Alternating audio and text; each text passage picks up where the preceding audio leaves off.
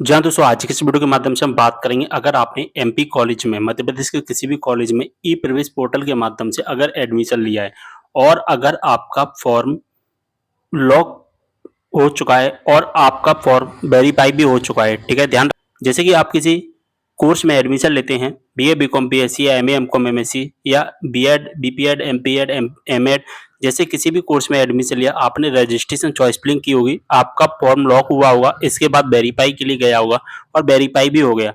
लेकिन आप बाद में सोचते हैं कि मैं कुछ कॉलेज और जोड़ना चाहता हूँ, ठीक है? लेकिन मैं कुछ कॉलेज जोड़ना चाहता हूँ, तो आप ऐसा बिल्कुल मत करना। अगर आप ऐसा करोगे तो आपका फॉर्म 200 रिजेक्ट हो सकता है। ऐसा 3-4 लोगों के साथ में हो चुका है।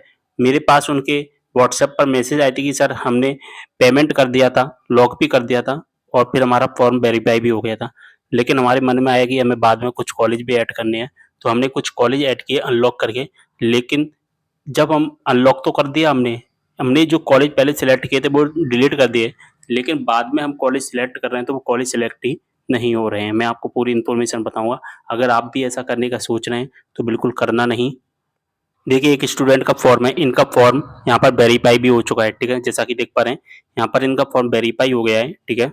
और इन्होंने कुछ कॉलेज हैं जो कि ऐड किए थे, जैसा कि देख पा रहे हैं यहाँ पर, और यहाँ पर कॉलेज ऐड किए थे। अब ये सोच रहे हैं कि हमने जो कॉलेज ऐड किए हैं, इसमें हम कुछ कॉलेज और ऐड कर रहे हैं।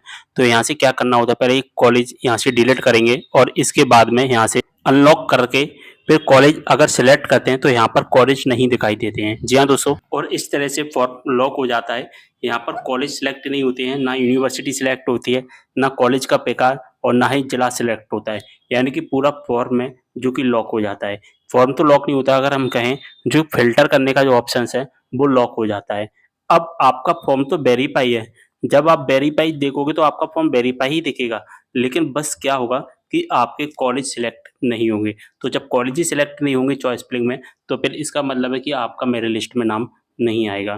तो आपको बिल्कुल भी ऐसा नहीं करना। अगर आपने कॉलेज सिलेक्ट कर ली है, आपका फॉर्म लॉक हो गया है, आपका फॉर्म वेरीफाई हो गया है, तो फिर आप बाद में कॉलेज ऐड नहीं करना। जी हाँ दोस्तों, अब एक स्टूडेंट ने ऐसा किया था तो उनका फॉर्म यहाँ पर लॉक हो गया था। अब फिर उन्होंने बाद में क्या किया एडिट करने के लिए, मैं बता देता हूँ। फिर ये बाद में फॉर्म एडिट नहीं हुआ था, इस फॉर्म को रिजेक्ट करना पड़ा, यानी कि इस फॉर्म को डिलीट करना पड़ा इनके, और इन्होंने फिर से रजिस्ट्रेशन किया दोबारा से। जी हाँ, पूरा का पूरा फॉर्म डिलीट करना पड़ा था इनको। और डिलीट कहाँ से हुआ था, गवर्नमेंट कॉलेज के जो हेल्प सेंटर होते हैं वहाँ से इनको डिलीट करवाना पड़ा। यानी कि आप खुद से कुछ नहीं कर सकते थे, आपको गवर्नमेंट कॉलेज ही जाना पड़ेगा अगर आपके साथ में ऐसा होता है। अब जब हम इसकी ऑफिशियल वेबसाइट पर आते हैं तो यहाँ पर लिखा भी गया है कि फॉर्म में लॉक कर दिया गया है, तो फॉर्म का वेरिफिकेशन भी हो चुका है, प्रवेश की पुष्टि भी हो चुकी है। यदि कोई नया कॉलेज पसंद जोड़ना चाहता है तो कॉलेज टैब में जाकर फॉर्म को अनलॉक करके नए कॉलेज को अपनी पसंद में जोड़ सकता है। ऑफिशियल नोटिफिकेशन में लिखा भी गया है, और ये ऑफिशियल नोटिफिकेशन 226 मई को वेबसाइट पर रिलीज किया गया था। लेकिन वेबसाइट पर रिलीज तो कर दिया, लेकिन इसका कोई मतलब नहीं है। आप फर्स्ट राउंड में हैं। जी हाँ दोस्तों, फर्स्ट राउंड में ऐसा बिल्कुल नहीं करना। वेबसाइट पता नहीं कैसी है, लेकिन ये सेकंड राउंड है ना, सेकंड राउंड में वेबसाइट सही हो जाएगी तब आराम से कर लेना। लेकिन दोस्तों आप फर्स्ट राउंड में ऐसा करने का बिल्कुल भी मत सोचा, अन्यथा फिर आपके साथ में भी परेशानी हो सकती है। जी हाँ दोस्तों, ध्यान रखना। अगर एक बार परेशानी हुई तो पूरा का पूरा फॉर्म है जो कि फिर रिजेक्ट ही करवाना पड़ेगा, ठीक है? पूरा फॉर्म डिलीट करवाना पड़ेगा, और जब डिलीट हो जाएगा तो फिर आपको क्या करना पड़ेगा, दोबारा से रजिस्ट्रेशन करना पड़ेगा, दोबारा से चॉइस फिलिंग करनी पड़ेगी।